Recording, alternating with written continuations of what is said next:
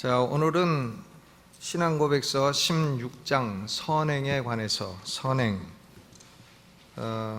예수 믿는 사람들은 착하게 살아야 되나요? 아무렇게나 살아도 되나요? 착하게 살아야 된다. 결국 그런 얘기죠. 예수 믿는 사람은 착하게 살아야 된다. 그러면 내가 좀 착하게 살았으니까 하나님 상 주시오. 그럴 권리가 있나요? 그런 건 없고, 상 주시는 것은 하나님이 그건 참 은혜로 주시는 거죠. 상 주시는 것도 은혜로 주시는 것입니다. 내가 요 한 가지 착한 일 했으니까 하나님 빠타제로 좀 많이 주시오.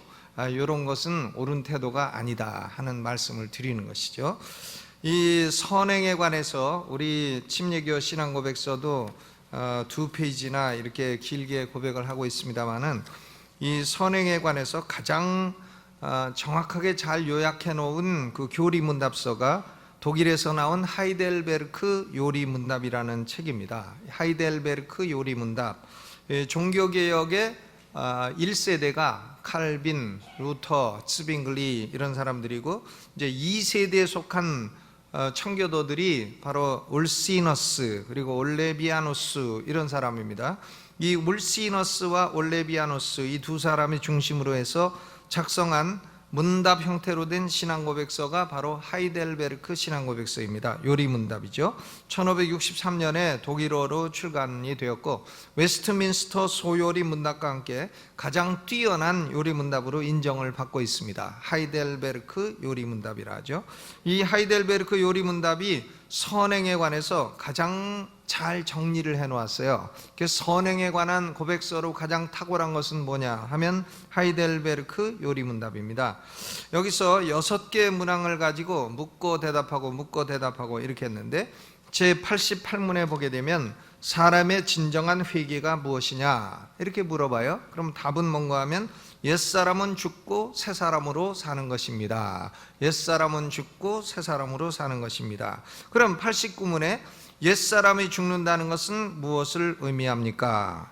이 질문에 대해서 답은 하나님을 진노케 한 우리의 죄를 마음으로 슬퍼하고 죄를 더욱 미워하고 피하는 것입니다. 죄를 미워하고 슬퍼하고 피하는 것이 옛사람이 죽는 것입니다. 이렇게 대답했어요. 그러면 제90문에 새 사람으로 산다는 것은 무엇입니까? 이 질문에 대해서 답은 그리스도로 말미암아 하나님 안에서 마음으로 즐거워하고, 그러니까 예수 믿는 사람들은 어떻게 살아야 돼요? 즐거워하고 하나님의 뜻을 따라 모든 선을 행하며 사는 것을 사랑하고 기뻐하는 것이다 그랬습니다. 그러니까 즐거워하면서 착하게 사는 것이 새 사람으로 사는 것이다 그랬어요. 여러분, 예수 믿는 사람들은 어떻게 살아야 돼요? 행복하게 즐겁게 살아야 되고, 또 예수 믿는 사람들은 착하게 살아야 됩니다. 착하게 남의 등이나 치고 사기나 치고 뺏어먹고 이렇게 살아서는 안 된다 그 말이죠. 그러면 여기서 예수 믿는 사람들이 새 사람으로 사는 것은 선행을 하면서 사는 것이라 그랬는데, 91문에 보면 그렇다면 선행이란 무엇입니까? 무엇이 착한 일입니까? 이걸 물어보고 있어요. 답은 3가지를 말하고 있습니다. 참된 믿음으로 하나님의 율법을 따라서, 그리고 그의 영광을 위하여 행한 것만을 선행이라 하며, 우리 자신의 생각이나 사람의 계명에 근거한 것은 선행이 아닙니다 그랬습니다. 그러니까 이 선행에 관해서 우리가 첫 번째 생각해야 될 것은 선행에 대한 성경적인 개념이 무엇이냐. 거지에게 돈 조금 준 거 그게 선행이냐, 아니면은 그 돈을 평생 모은 걸 갖다가 어느 대학교에 기증을 했다, 그럼 그게 선행이냐? 도대체 뭐가 선행이냐? 밥 못 먹는 사람에게 가서 밥 주는 게 선행이냐? 뭐가 선행이냐? 저는 가끔 보면은 이 서울역 앞에 우리 교회가 가서 밥도 주고, 또 어떤 때는 옷도 주고 그래요. 옷 같은 것도 이제 기독교 단체에서 사가지고 주면, 겨울에 이제 얼어 죽지 말라고 옷을 주면 그 노숙자들이 옷을 가지고 팔아먹어요. 팔아먹어가지고 그 돈 갖고 소주 사 먹어요. 그래서 이거 도대체 이거 계속 해야 되나, 어떤 때는 그런 의문이 생기기도 합니다. 그러니까 이 선행이라는 게 뭔가, 이거 정확하게 정의를 내릴 필요가 있습니다. 하이델베르크 요리문답 91문이 가장 정확한 대답을 주고 있어요. 성서적인 선행은 세 가지 요건을 충족해야 된다 그랬습니다. 첫째로 참된 믿음으로 행한 것이라야 선행이라 할 수 있다. 믿음으로 행한 것이라야 선행이다 그랬습니다. 선행의 원천은 혹은 뿌리는 참된 믿음이 되어야 된다 그랬어요. 히브리서 11장 6절에 믿음이 없이는 하나님을 기쁘시게 못하나니 하나님께 나아가는 자는 반드시 그가 계신 것과 또한 자기를 찾는 자들에게 상 주시는 이심을 믿어야 할지니라 그랬죠. 그러니까 믿음이 없이는 하나님을 기쁘시게 하는 게 불가능하다. 그러니까 믿음으로 행한 것만이 선행이 된다 하는 것이죠. 로마서 14장 23절에 믿음으로조차 하지 아니하는 모든 것이 죄니라. 그러니까 믿음이 없는 사람, 예수 그리스도를 믿는 믿음이 없는 사람은 원천적으로 성서적인 선행을 할 수가 없는 것입니다. 믿음이 없는 사람이 착한 일을 했다, 그렇다고 해서 그것이 하나님이 인정하시는 선행이 될 수가 없다, 그런 말이에요. 믿음으로 행해야 된다. 그 다음 두 번째로는 하나님의 율법을 따라 행한 것이라야 선행이라 할 수 있다 그랬어요. 선행의 기준, 스탠다드가 뭐냐, 뭐가 선행의 기준이냐. 아무리 믿음으로 행했다고 할지라도 어떤 분이 그래요. 교회에서 막 총을 만들어 갖고 팔았어, 미국에서. 왜 그렇게 했냐 하니까 그거 팔아 갖고 예배당 건축하려고 그랬다. 그러니까 예배당 건축하려고 하는 거는 믿음으로 한 것까지는 좋은데 그 교회에서 그래 총이나 만들고 그런 거 만들어가 팔아서는 안 되는 것이죠. 그 사설총, 가짜 총 만들어 갖고 팔면 안 되는 것이죠. 그러니까 그런 것은 하나님 율법에 어긋나요. 하나님을 사랑하고 이웃을 사랑하라는 그런 하나님의 율법에 어긋난 것이기 때문에 믿음으로 행했다고 해도 선행이 될 수가 없는 것입니다. 그러니까 예를 들면은 나쁜 짓을 해가지고 돈을 많이 벌었다. 왜 나쁜 짓에서 돈 많이 벌었냐? 11조를 하려고 했다. 그러니까 그런 것은 11조 아무리 많이 갖고 와도 반갑지 않은 거죠. 남의 거 사기쳐갖고 10억 사기쳐갖고 자기는 1억 벌고 11조 1,000만 원 냈다. 그러면 그거 좋아해서는 안 되는 것이죠. 그러니까 그런 것은 선행이 아닙니다. 11조 해도 도로 갖고 가는 게 나아요. 선행이 아니죠. 왜? 그건 하나님의 법에 어긋난 짓을 했으니까요. 그러니까 믿음으로 행해도 하나님의 법에 맞아야 된다. 그렇죠? 그러니까 요한일서 5장 3절에 하나님을 사랑하는 것은 이것이니 우리가 그의 계명들을 지키는 것이라. 그의 계명들은 무거운 것이 아니로다. 즉 하나님을 사랑하고 이웃을 사랑하는 하나님의 계명대로 행한 것만이 선행이 되는 것입니다. 그러니까 첫째로 믿음으로, 둘째로 하나님의 법을 따라, 셋째로는 선행의 동기가 뭐냐? 동기는 하나님의 영광을 위해서 행한 것만이 선행이라고 할 수가 있다 그랬어요. 그러니까 착한 일을 많이 해도 자기 이름 신문에 내려고 했다. 그 선행이 아닙니다. 그건 자기 이름 내갖고 그걸로 이익 받으려 하는 것이지 무슨 선행이에요? 그건 장사지, 장사, 투자지. 그러니까 그런 것은 하나님께 영광을 돌리려고 하는 동기가 없는 것은 선행이 안 되는 것입니다. 고린도전서 10장 31절에 그런즉 너희가 먹든지 마시든지 무엇을 하든지 다 하나님의 영광을 위하여 하라. 다 하나님의 영광을 위하여 하라 그랬으니까 하나님의 영광을 위한 동기가 없는 것은 선행이 될 수가 없는 것입니다. 그러니까 예수 믿지 않는 사람, 거듭나지 못한 사람은 결코 이 세 가지 요건을 충족시킬 수가 없는 것이에요. 그러므로 결코 단 한 가지라도 선행을 행할 수가 없는 것입니다. 우리가 보통 생각할 때 그 사람은 참 예수만 안 믿었지 참 착하게 산 사람이다, 이런 말 많이 하는데 그것은 착하게 사는 게 아니라는 말이에요. 그 사람 삶은 선행은 0.001%도 없는 것입니다. 그러니까 그것은 하나님이 인정하시는 선이 안 되는 것이에요. 로마서 1장을 보니까 이방인들은 선을 행하지 않는다. 로마서 2장 유대인들도 선을 행할 수 없는 존재다. 그럼 결론이 뭐냐? 로마서 3장 12절 다 치우쳐 한 가지로 무익하게 되고 선을 행하는 자는 없나니 하나도 없도다. 선을 행하는 자가 있다고 그랬어요? 없나니 몇 명도 없어? 하나도 없도다. 선을 행하는 자는 없나니 하나도 없도다. 자연 상태에서는 인간은 하나님이 인정하시는 선을 행할 수가 없는 존재인 것입니다. 그러면 선행은 왜 필요한가? 우리가 예수 믿고 선행을 하면서 살아야 되는데 선행이 왜 필요한가? 선행이 필요한 이유를 5가지로 설명을 하고 있습니다. 우리 신앙 고백서에도 다 그 이유가 나와 있는데, 첫째는 선행은 그 행하는 사람이 하나님께 영광을 돌리는 일이기 때문입니다. 인간의 존재 목적이 하나님께 영광을 돌리기 위한 것인데, 선행을 행하지 않으면 존재 목적이 실현되지 않는 것입니다. 요한복음 15장 8절, 너희가 과실을 많이 맺으면 내 아버지께서 영광을 받으실 것이라. 그러니까 선행이라는 과실을 많이 맺어야 하나님께 영광을 돌릴 수 있게 된다. 그러니까 왜 착하게 살아야 되나? 이유가 뭐예요? 착하게 살아야 하나님께 영광되죠. 예수 믿는 사람이 맨 사기나 치고 도둑질이나 하고 다니고 간음이나 하고 다니고 맨날 이웃집 사람과 쌈질이나 하고 욕이나 하고 그러면 하나님께 영광이 안 되는 것이죠. 선하게 살지 않으면 영광이 안 돼요. 그러니까 선행은 하나님께 영광이 된다. 둘째 이유는 선행은 이웃에게 유익을 주고 또 그로 인해서 이웃 사람들이 하나님께 영광을 돌리도록 한다, 이것입니다. 마태복음 5장 16절에 이같이 너희 빛을 사람 앞에 비치게 하여 저희로 너희 착한 행실을 보고 하늘에 계신 너희 아버지께 영광을 돌리게 하라. 너희 착한 행실을 보고 하늘에 계신 너희 아버지께 영광을 돌리게 하라. 우리 대학초 청년초에서 봉사한 김정태 집사님이 그 장인어른이 계십니다. 장인어른이 예수를 이제 나중에 믿고 돌아가셨는지는 모르겠습니다만 안 믿으셨어요.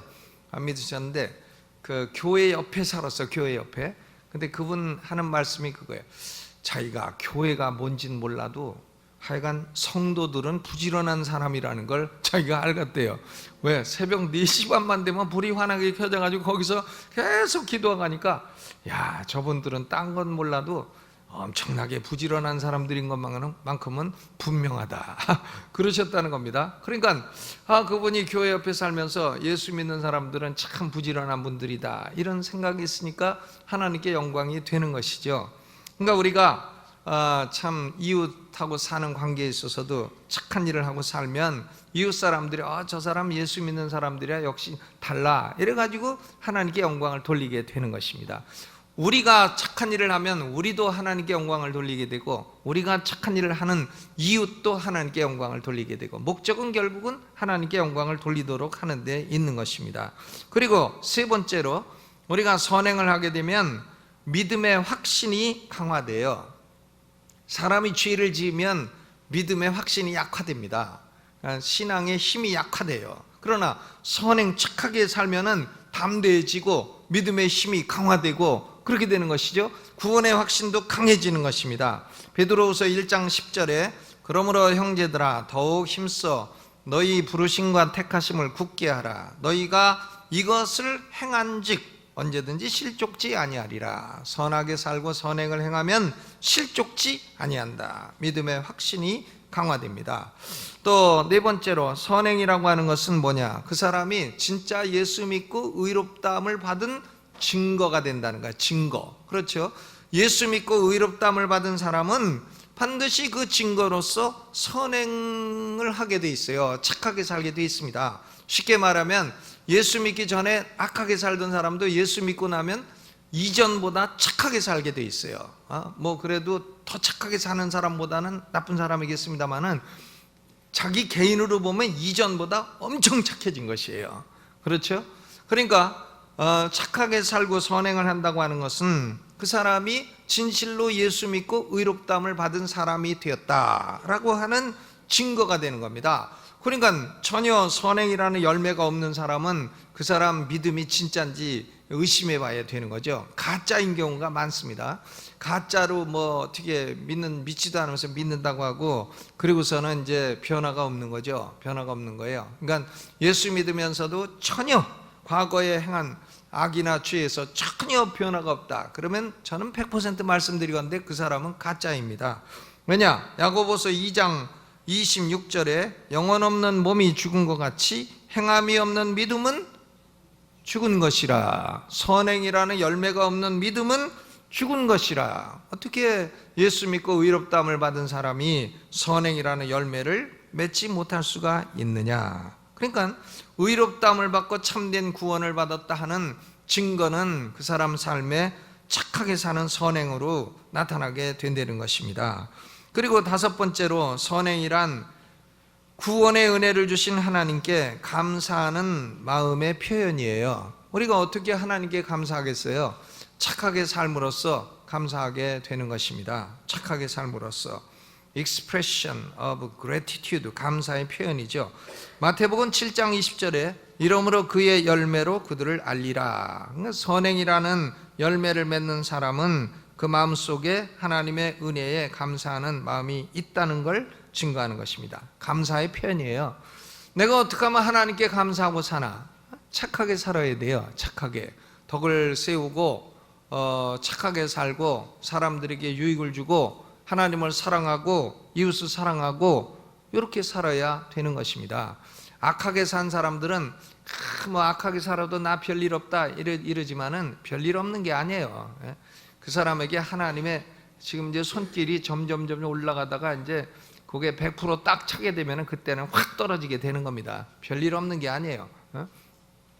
그러니까 악을 계속 행하면서도 하나님의 징계도 없고 괜찮다고 하는 사람은 어리석은 사람이에요. 하나님의 진노를 점점 쌓아가다가 99도 돼도 물이 안 끓잖아요. 100도 딱 되면 끓듯이 그때 되면 이제 회복할 수 없는 결정적인 타격이 오게 되는 것이죠. 그러니까 둘째 질문, 선행은 왜 필요한가? 다섯 가지 이유로 필요하다. 제일 중요한 이유는 하나님께 영광 돌리고 구원받은 사람의 열매로서 선행은 반드시 필요하다. 그러면 이제 선행이라는 것은 죄인들이 의롭다함을 얻는 데 기여하는가? 여러분, 사람이 착하게 살면 천국 갈 수 있나요? 착하게 살면? 그럼 어느 정도 착하게 살아야 천국 가요?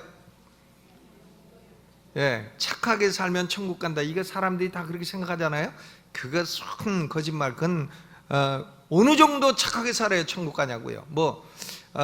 누구만큼 착하게 살아야, 이순신 장군만큼 착하게 살아야 천국 가나?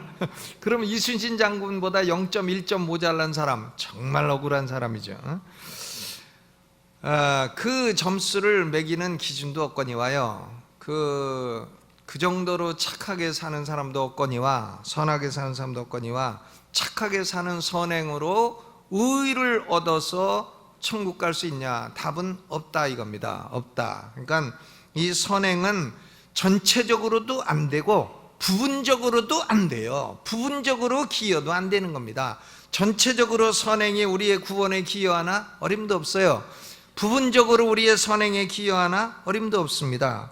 그러니까 하이델베르크 요리문답 62문부터 64문까지는 이런 질문을 하고 있어요. 62문, 우리의 선행은 왜 하나님 앞에서 의가 될 수 없으며 부분적으로라도 기여할 수 없습니까? 답은 하나님의 심판대 앞에 설 수 있는 의는 절대적으로 완전해야 하며 모든 면에서 하나님의 율법에 일치해야 합니다. 그러나 우리가 이 세상에서 행한 최고의 행위라도 모두 불완전하며 죄로 오염되어 있습니다. 여러분, 우리가 착착한 선행을 해도 솔직히 따지고 보면 거기 뭐가 좀 섞여 있어요. 그죠?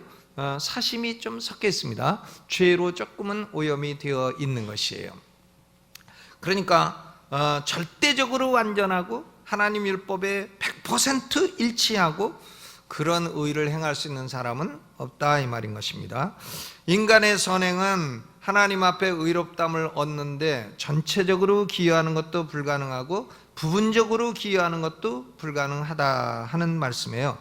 전체적으로 인간의 선행만으로 의를 얻어서 천국에 들어갈 수 있다, 이런 사상을 펠라기우스주의라고 합니다. 펠라기우스주의.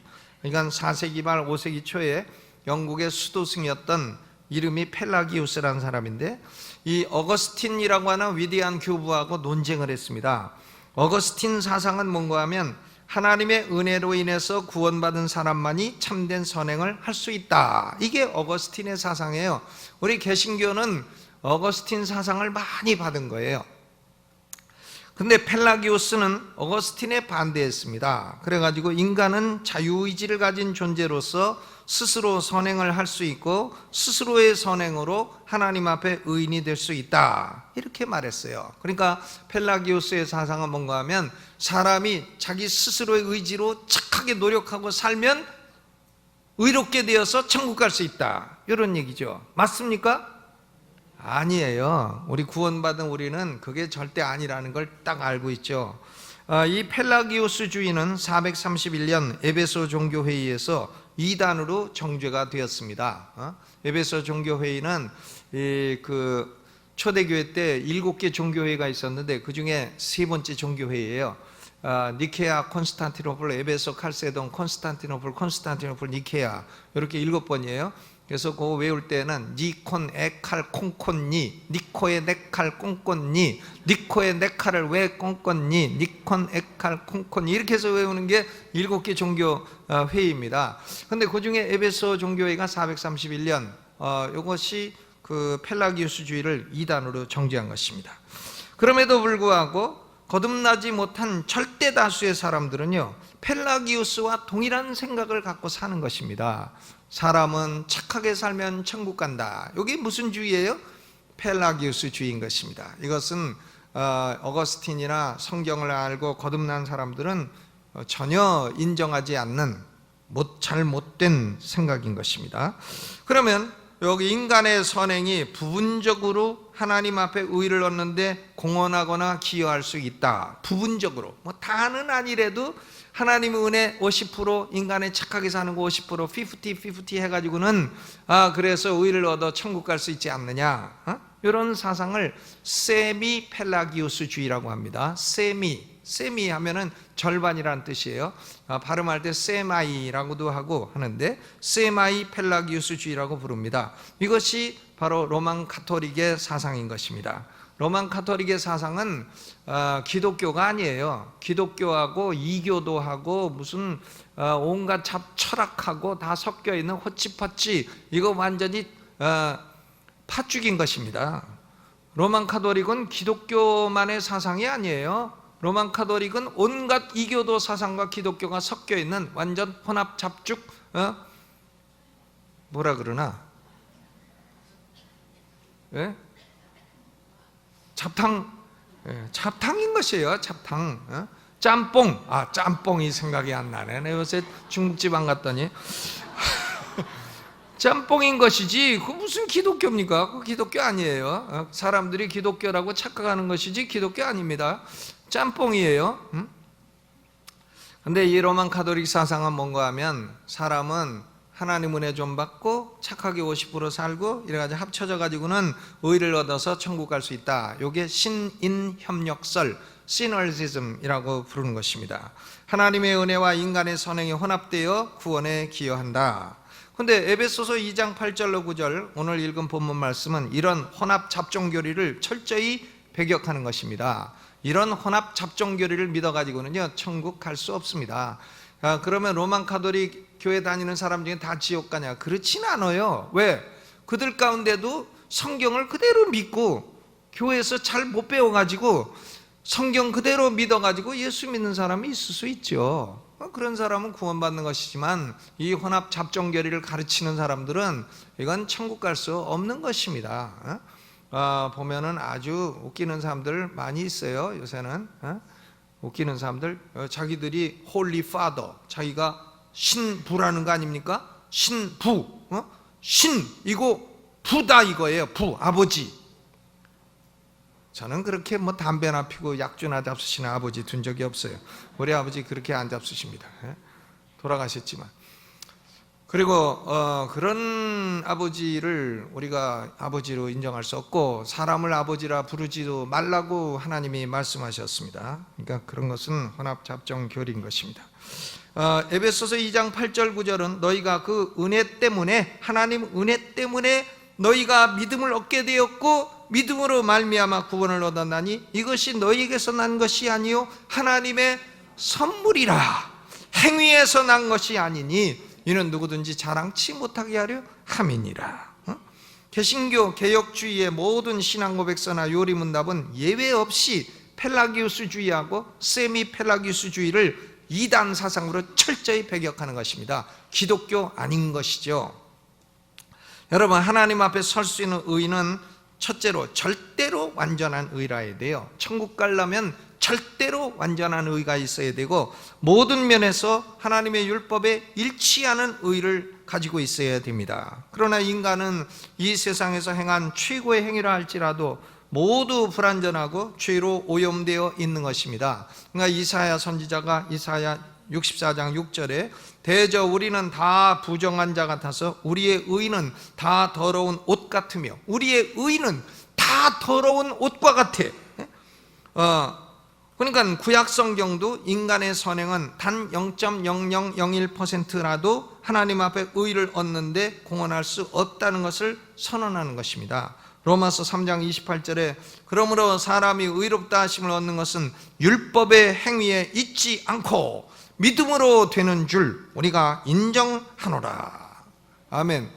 그러면 사람이 천국 가려면 절대적으로 완전한 의를 얻어야 되는데, 이 절대적으로 완전한 의를 어디서 얻을 수 있냐 이거예요.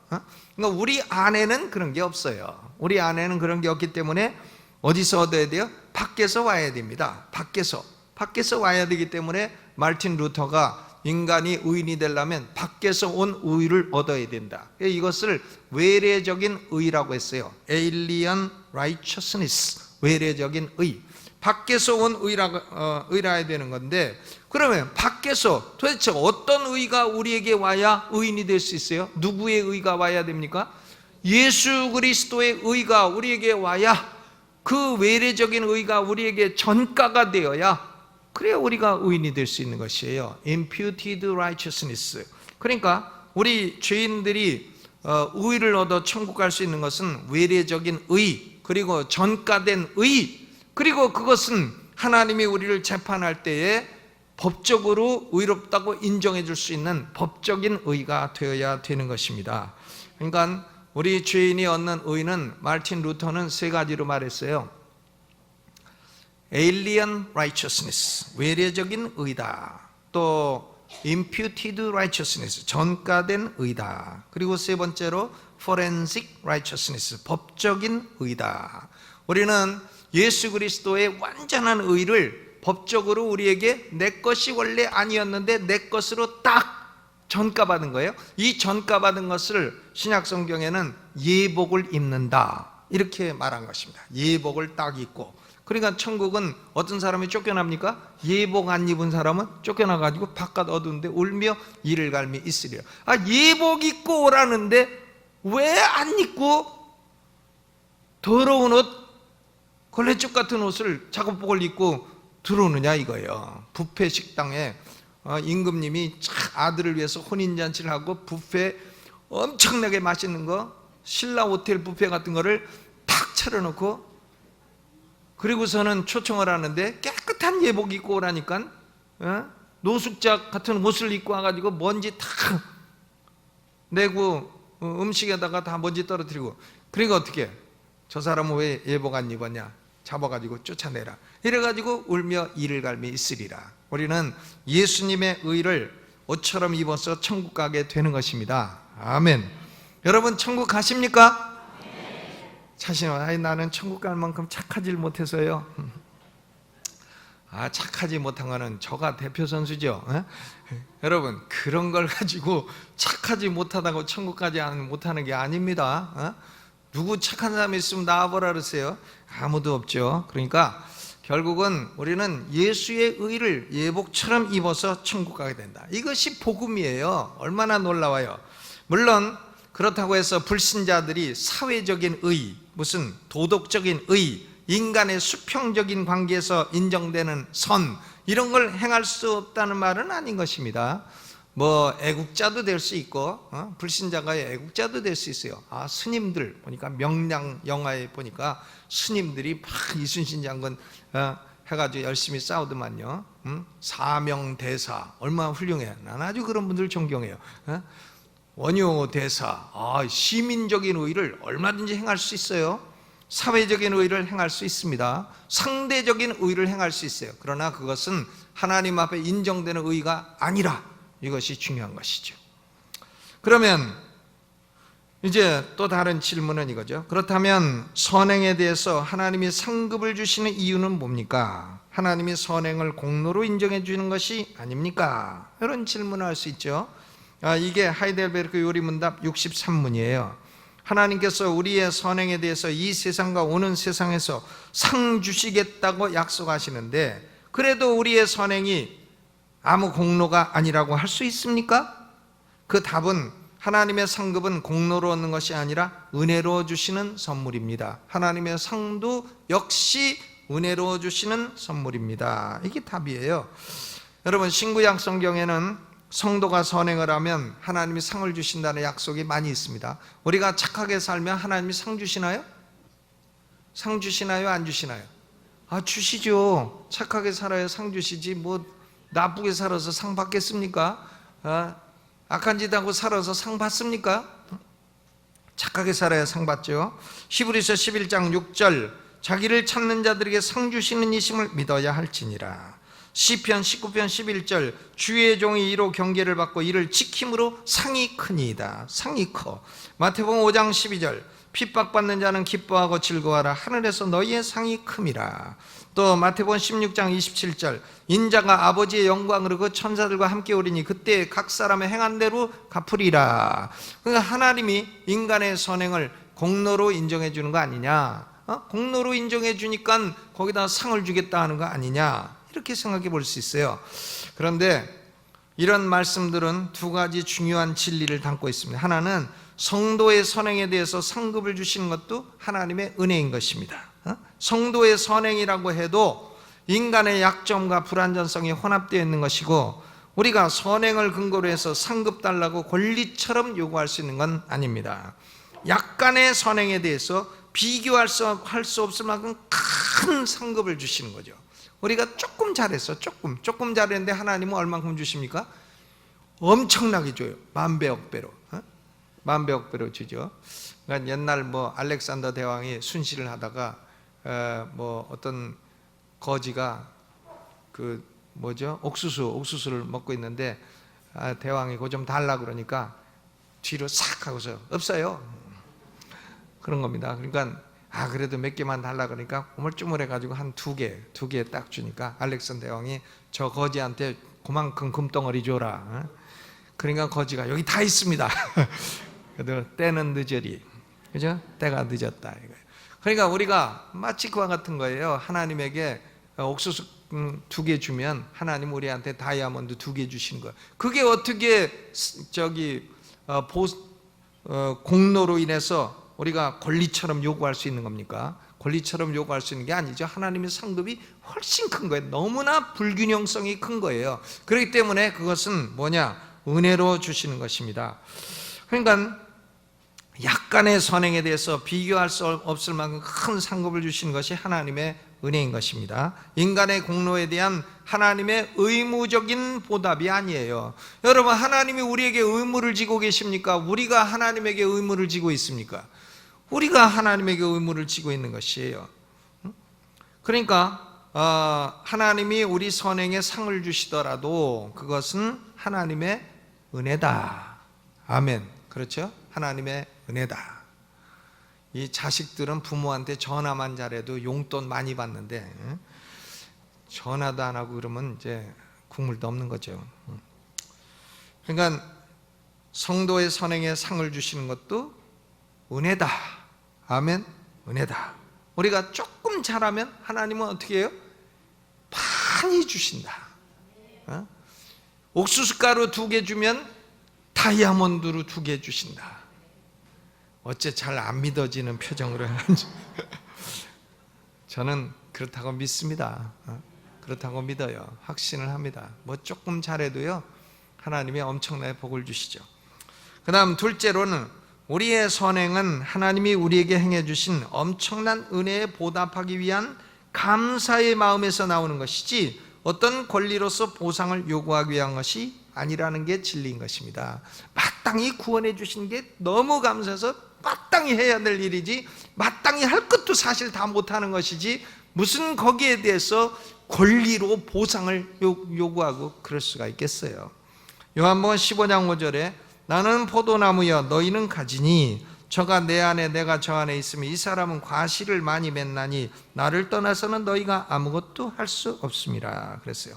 여러분, 포도나무 가지가 포도 열매를 맺었다고, 포도나무 가지가 열매를 맺었어. 열매를 맺었다고 모든 것을 공급해 준 포도나무 줄기를 향해서 보상금을 내라, 그럴 수 있나요?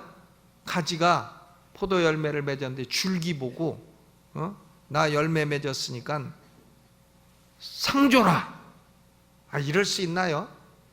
웃기는 얘기죠. 포도나무 줄기가 포도 열매를 맺을 수 있도록 모든 걸 다 공급해 준 것인데, 그러니까 주님이 말씀하시는 너희가 나를 떠나서는 아무것도 할 수가 없다. 그렇다면 우리 성도가 하나님의 상급을 바라고 선행을 하는 것은 나쁜 동기입니까? 여러분, 선행할 때 하나님 나 상 좀 주세요 하는 건 나빠요, 좋아요?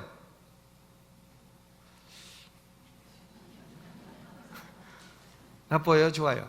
아버지, 내가 물질적으로 너무 가난한데, 내가 가난하지만 11조를 하면 물질의 복을 준다고 하셨으니까 나 11조 순종해서 하겠습니다. 그건 나빠요, 괜찮아요? 괜찮은 거예요. 괜찮은 것입니다. 상을 봐, 모세도 그랬잖아요. 바로의 공주의 아들이라 칭함받기를 거절하고 자기 백성과 함께 고난받기를 즐겨 이는 상주심을 바라봄이라. 모세가 상주심을 바라고 그랬잖아요. 그런데 이 선행에 대해서 하나님의 상을 바라는 게 제1동기가 돼서는 안 돼요. 제1동기는 뭐냐? 언제나 하나님께 영광을 돌리려 하는 것이 제1동기가 돼야 되고, 그 다음 상 주시면 그건 뭐 보너스로 감사하겠나이다, 이렇게 제2 번째 동기가 되어야 되는 것입니다. 이 로마 가톨릭은 인간은 하나님이 요구하시는 것 수준 이상의 선행을 행할 수 있다고 가르칩니다. 웃깁니다. 하나님은 요만큼 요구하시는데 더 크게 할 수 있다는 거예요, 인간이. 이게 말도 안 되는, 이게 이교도 사상이죠. 이거 이교도입니다. 이건 무당도 그런 소리 안 해요. 하나님이 요구하시는 것보다 더 인간이 선행을 할 수 있다. 그래서 어떤 사람은 하나님이 요구하시는 것 이상으로 선행을 많이 할 수 했다는 거예요. 그럼 그 요구하는 남는 선행을 잉여 선행이라고 합니다. extraordinary, supererogatory, supererogatory 메리트라. 잉여 선행이라 합니다. 이걸 다 모아가지고 은행을 만들어, 은행을 바로 treasury of merit, 공적의 보고라, 이렇게 말해요. 그럼 공적의 보고 은행에 잉여 선행들이 다 쌓여 있어.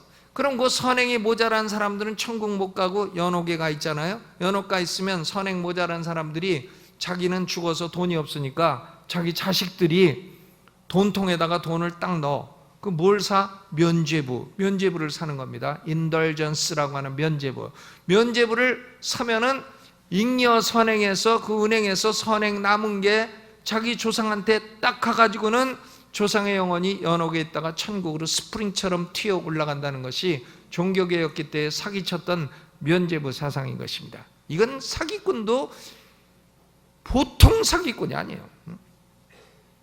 그러니까 남의 선행을 대출 받아가지고는 천국행을 이룰 수 있다. 이건 진실로요, 이교도적인 고도의 거짓말인 것입니다. 그렇죠? 여러분, 우리가 하나님이 요구하시는 이상의 선행을 할 수 있어요? 그럴 수 없죠. 아무리 착하게 살아도 아버지 부족합니다. 아버지 모자릅니다. 아버지 내가 열심히 기도도 많이 하려고 그러는데 어째 요새는 고단해갖고 잘 못합니다. 아버지 헌금도 많이 하려고 그러는데 11조 조금 좀 떼어먹고 했습니다. 뭐 다 이렇게 되는 거지. 그거 하나님이 요구하신 거 이상으로 행했습니다. 그런 정신 나간 사람이 어디 있냐고요. 있을 수 없는 일이죠. 그걸 또 모아가지고 은행을 만들어요. 나는 아주 이런 사상들은 참, 그걸 믿고 있는 사람들은 그건 정말 어떻게 된 사람인지 모르겠습니다. 난 안 믿습니다. 그런 거 안 믿어요. 여러분, 그러면 이렇게 이런 교리를 가르치면 사람이 선행에 무관심해지지 않느냐, 이런 질문이 생길 수도 있는데, 하이델베르크 요리문답 64문은 아닙니다. 참된 믿음으로 그리스도에게 접붙여진 사람들이 감사의 열매를 맺지 않는 것은 불가능합니다. 그랬어요. 포도나무 줄기에 붙어있는 포도나무 가지가 열매를 맺지 않을 수가 없다 그랬습니다. 에베소서 2장 10절, 우리는 그의 만드신 바라, 우리가 하나님의 작품이에요. 그리스도 예수 안에서 선한 일을 위하여 지으심을 받은 자니. 하나님이 우리를 왜 작품으로 만들어 주셨나? 선한 일을 행하고 살라고 작품으로 만들어 주셨다. 이 일은 하나님이 전에 예비하사 우리로 그 가운데서 행하게 하려 함이니라 그랬습니다. 구원에 이르는 믿음과 saving faith와 생명 얻는 회개, repentance unto life, 생명 얻는 회개, 이 두 가지는 사람으로 하여금 선행의 열매를 맺게 하는 것입니다. 그러므로 개신교 개혁주의 모든 신앙 고백서는 율법 폐기론을 배척하는 것이죠. 구원을 받아 놓았으니까 아무렇게나 살아도 된다 하는 구원파, 유병원 사상, 이 구원파 사상 아니에요? 구원은 천국 갈 티켓은 따놨으니까 뭐 바람을 펴도 되고 배 엉터리로 해가지고 사람 죽어도 되고, 이거 유병원 사상이에요. 구원파, 이 율법 폐기론 사상인 것입니다. 아주 사악한 사상인 것이죠. 진리가 아니라 진리를 왜곡한 이단 사상이에요. 우리는 그렇게 그런 걸 믿고 따라서는 안 되는 것이죠. 예수 믿고 구원받은 사람은 어떻게 살아야 돼요? 착하게 살아야 됩니다. 아멘. 착하게 하나님의 법을 사랑하고 존중하고 살아야 돼요. 일신 이상 삼망사한 오부육살 칠간 팔도 국어 십탐, 그게 무슨 방언입니까?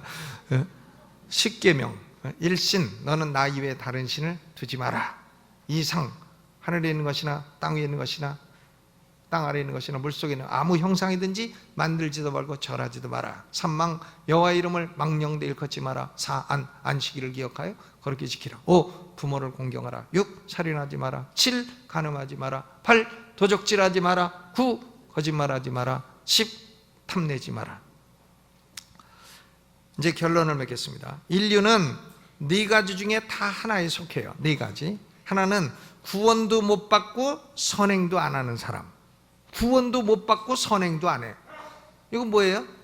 제일 나쁜 놈. 구원도 못 받고 선행도 안 하는 사람, 제일 나쁜 사람이죠. 두 번째, 구원은 못 받았는데 착하게 사는 사람. 구원은 못 받았는데 착하게 사는 사람 많아요. 뭐 유교, 수영 기르고 겁나 착해요. 유교 믿는 사람도 보면 엄청 착합니다. 근데 구원은 못 받았어요. 그러니까 이런 사람은 어떤 사람이에요? 안타까운 사람, 상당히 안타까운 사람. 그 다음 세 번째 종류는 구원은 받았다는데 선행의 열매를 맺지 않는 사람. 구원은 받았다고 자기 입으로 말을 하는데 전혀 선행의 열매가 없는 사람. 이거 어떤 사람이에요?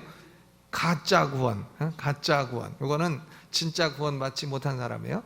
그럼 네 번째는 뭐냐? 구원 받고 그 결과로 선행의 열매를 맺는 사람. 이게 진짜 구원받은 사람이죠. 우리 모든 성도는 1, 2, 3, 4 중에 몇 번에 속해야 되겠습니까? 4번 구원받고 선행. 뭐 복잡한 얘기 같아도 예수 믿고 구원받은 사람은 착하게 살아라. 하나님의 법을 존중하고 십계명을 존중하고 착하게 살아라 하는 말씀인 것입니다. 예, 다 끝났습니다. 찬송 부르고 헌금을 하도록 하겠습니다. 찬송가 194장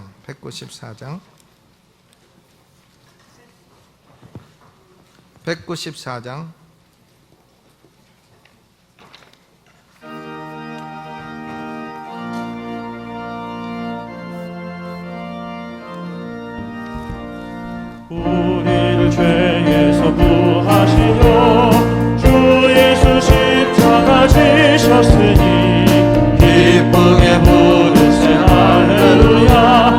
나 구원 얻었네. 찬송하세 찬송하세 주님 나를 구하셨네. 찬송하세 찬송하세 주가 구원하셨네.